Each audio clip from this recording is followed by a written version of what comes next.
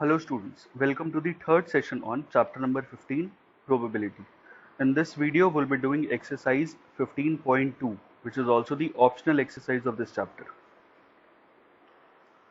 So starting with the question number 1, two customers, Sham and Ekta, are visiting a particular shop in the same week, from Tuesday to Saturday. Each is equally likely to visit the shop on any day as on another day. What is the probability that both will visit the shop on first part the same day, second part the consecutive days and third part the different days? तो यहाँ पे given है कि दो customers हैं श्याम और एकता जो कि एक पर्टिकुलर शॉप को विजिट करते हैं और ये विजिट करने के लिए इनके पास कुछ डेज है फ्रॉम ट्यूसडे से लेके सैटरडे। अब श्याम और एकता दोनों ट्यूसडे से लेके सैटरडे तक किसी भी दिन इस पर्टिकुलर शॉप को विजिट कर सकते हैं and each is equally likely to visit the shop on any day as on another day. मतलब ऐसा नहीं है कि सैटरडे को वीकेंड है तो उस पर विजिट करने के चांसेस ज्यादा हैं और ट्यूसडे को वीकडे है तो उसमें विजिट करने के चांसेस कम है। हर एक दिन पे विजिट करने के चांसेस जो है वो सेम है। अब हमें प्रोबेबिलिटी निकालनी कि दोनों सेम डे पे विजिट करें शॉप को। तो पहले क्या करना पड़ेगा, पहले हमें यहाँ पे बनाना है सैंपल स्पेस। सैंपल स्पेस के लिए हम एक टेबल बनाते हैं। तो पहला जो हम ले रहे हैं वो हम शाम का लिख रहे हैं, शाम वाले डेज लिख रहे हैं और उसके बाद एकता वाले डेज लिख रहे हैं। ठीक है, इस तरीके से हम लिख रहे हैं ऑर्डर्ड पेयर। तो ट्यूसडे से लेकर सैटरडे तक विजिट कर सकते हैं। हो सकता है कि शाम ट्यूसडे को विजिट करे शॉप को और एकता भी ट्यूसडे को विजिट करे। टी कॉमा टी का मतलब पहला दिन शाम का लिख रहे हैं, दूसरा वाला डे एकता का लिख रहे हैं। टी कॉमा टी, शाम ने ट्यूसडे को विजिट किया, एकता ने ट्यूसडे को विजिट किया। या फिर शाम ने ट्यूसडे को विजिट किया, एकता ने वेडनेसडे को विजिट किया। शाम ने ट्यूसडे को विजिट किया और ये थर्सडे को किया। तो Tuesday Tuesday Tuesday Wednesday Tuesday Thursday Tuesday Friday Tuesday Saturday. शाम ने ट्यूसडे, एकता ने सैटरडे।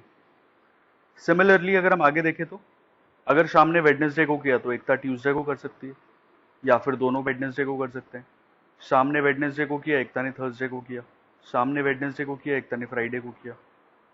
सिमिलरली ये वेडनेसडे और ये सैटरडे।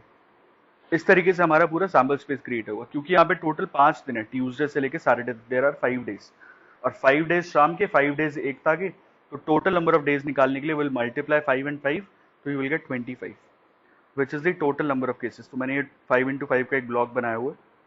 वेडनेसडे सैटरडे तक हो गया। So next will be Thursday, Thursday Tuesday, Thursday Wednesday, Thursday Thursday, Thursday Friday, Thursday, Saturday. Next is Friday, Tuesday, Friday, Wednesday, Friday, Thursday, Friday, Friday, and Friday, Saturday.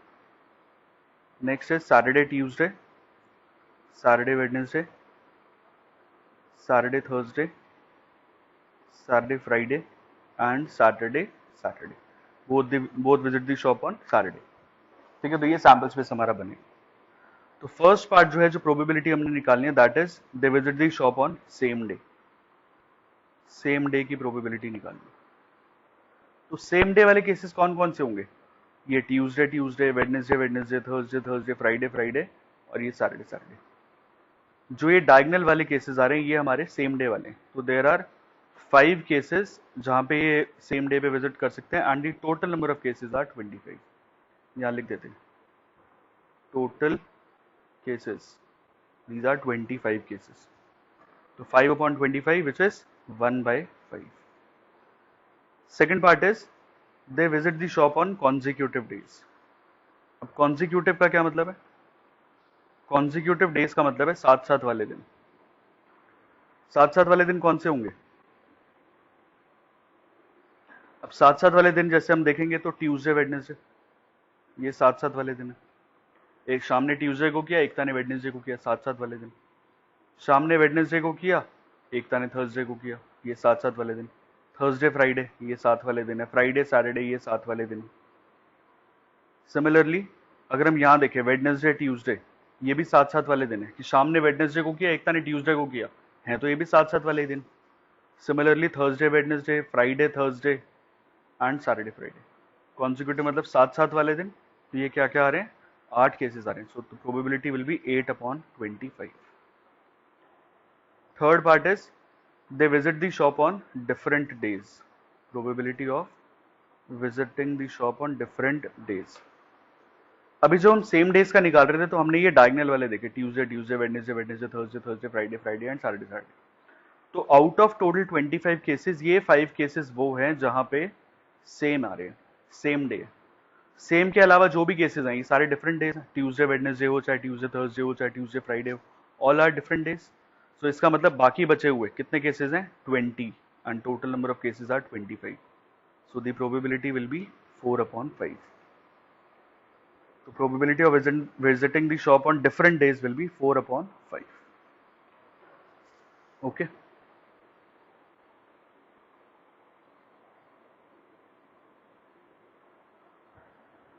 Question number 2.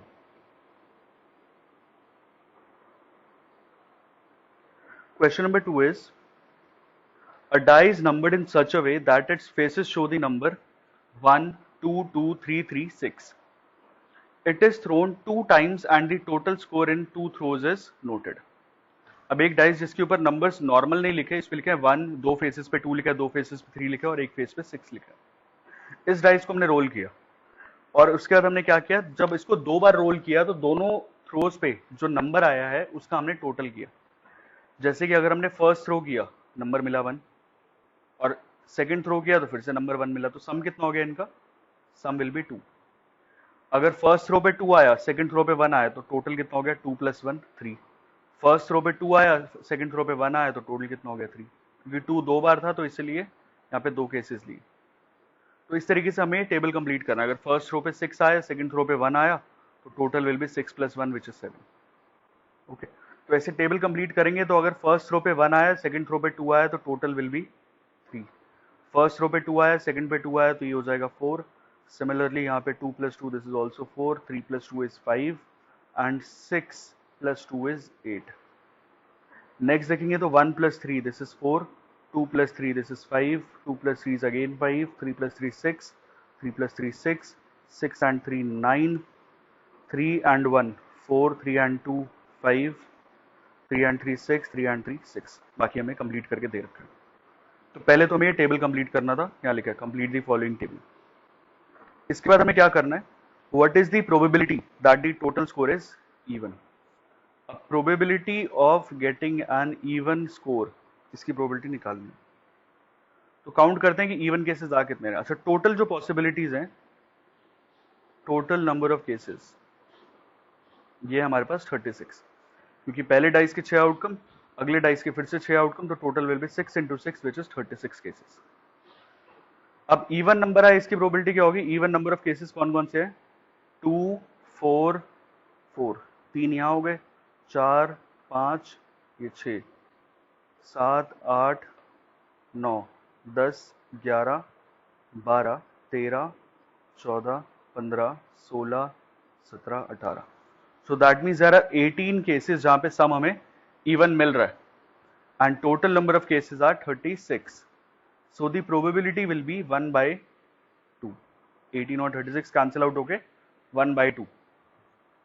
Second part, जो total score है that should be 6. Probability of 6 as total. तो 6 total आना चाहिए, तो कितने cases बन रहे हैं, ये 4 केसेस हमारे बन रहे हैं टोटल, जिसमें 6 मिल रहा है. So that means there are 4 cases out of total 36 cases. So the probability will be 1/9. 4 और 36 कैंसिल होके 1/9. Third part, probability that the total is at least 6. At least 6 का मतलब है कि टोटल जो है वो कम से कम 6 होना चाहिए, या तो 6 हो या 6 से ज्यादा हो. तो कौन कौन से नंबर काउंट होंगे इसके अंदर, अच्छा 6 भी काउंट होगा, एटलीस्ट 6 में 6 भी काउंट होता है. तो टोटल केसेस ये वाले होंगे, ये वाले, ये सारे. तो 1 2 3 4 5 6 7 8 9 10 11 12 13 14 and this 15.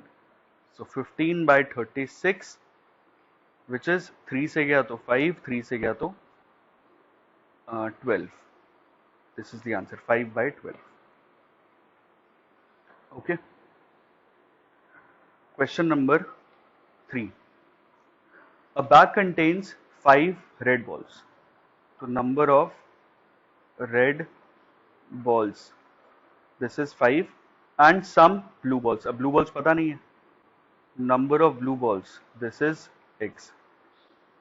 If the probability of drawing a blue ball is double that of a red ball, तो probability of blue ball is double the probability of red ball. ये दे रखा है और हमें क्या निकालना है? Determine the number of blue balls in the bag. Total number of balls, this is 5 plus x. Total number of balls कितनी है? 5 plus x है. Probability of blue ball, this is twice the probability of red. Blue balls की probability कैसे निकालेंगे? Blue balls है यहाँ पे x और total है 5 plus x is twice. Probability of red कैसे निकालेंगे? Red balls है 5 and total are 5 plus x. 5 plus x, sorry, 5 plus x cancel out हो जाएगा तो x will be equal to 10. Therefore, number of blue balls will be 10. This is the answer. Question number 4. A box contains 12 balls out of which x are black. So total number of balls,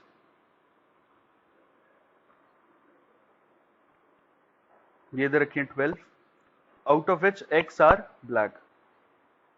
Number of black balls, this is x. If one ball is drawn at random from the box, what is the probability that it will be a black ball? Probability निकालनी है कि ball जो है वो black होनी चाहिए. तो probability of black ball, this will be favorable number of outcomes जो कि हमारे पास x है and total are 12. तो probability कितनी हो जाएगी ब्लैक बॉल की? x upon 12. ये हमारा फर्स्ट पार्ट हो गया. सेकंड में क्या बोला है? If 6 more black balls are put in the box. If 6 more black balls are put in the box,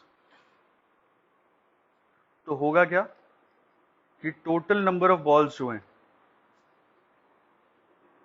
जो कि पहले 12 थी, अब 6 और ऐड करने से it will become 18, and number of black balls, ये कितनी हो जाएंगी? x plus 6. ठीक है, पहले x थी, अब 6 और ऐड कर दी तो ये हो जाएंगी x प्लस 6.